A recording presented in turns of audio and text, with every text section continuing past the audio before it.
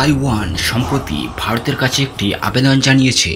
তারা ভারতের স্বদেশি প্রযুক্তিতে তৈরি D4 অ্যান্টি ড্রোন সিস্টেম কিনতে চায়। কেন? কারণ চীনের ক্রমবর্ধমান ড্রোন হুমকি থেকে নিজেদের সুরক্ষিত রাখতে তাইওয়ান এই শক্তিশালী সিস্টেমের ওপর ভরসা করছে। এই খবরটি 6 জুন 2025-এ প্রকাশিত হয়েছে এবং এটি ভারতের প্রতিরক্ষা প্রযুক্তির ক্ষেত্রে একটি বড় সাফল্য। D4 অ্যান্টি ড্রোন সিস্টেম কি? D4 drone system detector. D4 মানে ড্রোন ডিটার অ্যান্ড ডেস্ট্রয়, অর্থাৎ এই সিস্টেম ড্রোন শনাক্ত করতে পারে, তাদের বাধা দেয় এবং প্রয়োজনে ধ্বংস করে।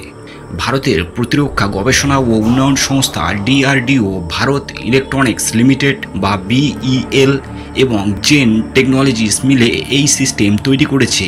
এটি মেড ইন ইন্ডিয়া প্রকল্পের একটি গুরুত্বপূর্ণ অংশ।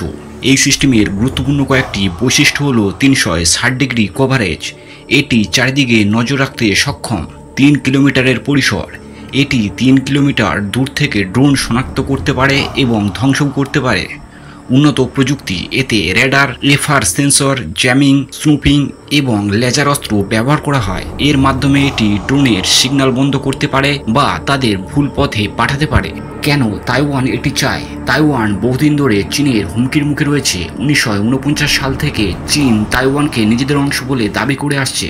সম্প্রতি চীন তাইওয়ানের কাছাকাছি বিমানবন্দর এবং সমুদ্র এলাকায় ড্রোন পাঠিয়ে গুপ্তচর বৃত্তি করছে। তারা ভয় পাচ্ছে যে চীন এই ড্রোনগুলো ব্যবহার করে গোয়েন্দা তথ্য সংগ্রহ করতে বা আক্রমণ করতে পারে। এছাড়া চীন সম্প্রতি তাদের নতুন ড্রোন মাদারশিপ জিও তিয়ান উন্মোচন করেছে, যা 100টি কামিকাজে ড্রোন ব্যবহার করতে পারে। এই ধরনের হুমকি মোকাবেলায় তাইওয়ান তাদের প্রতিরক্ষা ব্যবস্থা আরও শক্তিশালী করতে চায়, তাই তারা ভারতের D4 সিস্টেমের দিকে ঝুঁকেছে। এই সিস্টেমটি সম্প্রতি ভারত পাকিস্তান সংঘর্ষে অসাধারণ কাজ করেছে। অপারেশন সিন্দুরের সময় ভারতীয় সেনাবাহিনী এই সিস্টেম ব্যবহার করে পাকিস্তানের পাঠানো তুর্কি ড্রোনের ঝাঁক নিষ্ক্রিয় করেছে। এই ঘটনা ভারতের প্রতিরক্ষা দক্ষতা এবং D4 সিস্টেমের কার্যকারিতা বিশ্বের কাছে তুলে ধরেছে। এমনকি আমেরিকার প্রতিরক্ষা বিশেষজ্ঞরাও এই সিস্টেমের প্রশংসা করেছেন। প্রধানমন্ত্রী নরেন্দ্র মোদী অপারেশন সিন্দুরের জন্য ভারতের স্বদেশী অস্ত্রের প্রশংসা করেছেন। তিনি বলেছেন, D4 সিস্টেম ভারতের প্রযুক্তিগত উৎকর্ষতার একটি উদাহরণ। তাইওয়ানের বর্তমান ড্রোন প্রতিরক্ষা ব্যবস্থা চীনের উন্নত ড্রোন হুমকির সঙ্গে লড়াই করতে পারছে না। তাদের কাছে প্রায় 10,000টি ড্রোন আছে, কিন্তু সেগুলো যথেষ্ট নয়। এছাড়া তাইওয়ান আমেরিকার তৈরি ড্রোনের উপর নির্ভর করতে চায় না, কারণ তাতে চীনা যন্ত্রাংশ থাকতে পারে। তাই তারা ভারতের D4 সিস্টেমকে একটি নির্ভরযোগ্য বিকল্প হিসেবে দেখছে।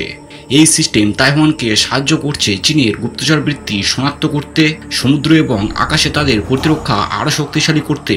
সম্ভাব্য চীনের আক্রমণ থেকে গুরুত্বপূর্ণ স্থানগুলিকে রক্ষা করতে এই সিস্টেম ব্যবহার করা হতে পারে। তাইওয়ানের এই আগ্রহ ভারতের জন্য একটি বড় সাফল্য।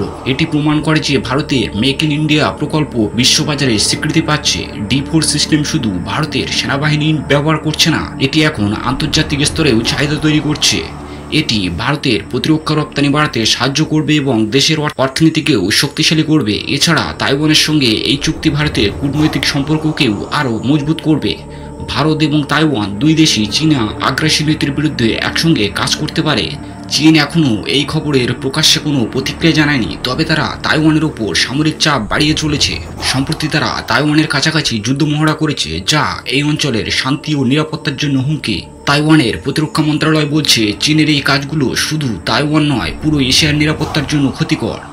ভারতের D4 অ্যান্টি ড্রোন সিস্টেম এখন বিশ্বের নজরে।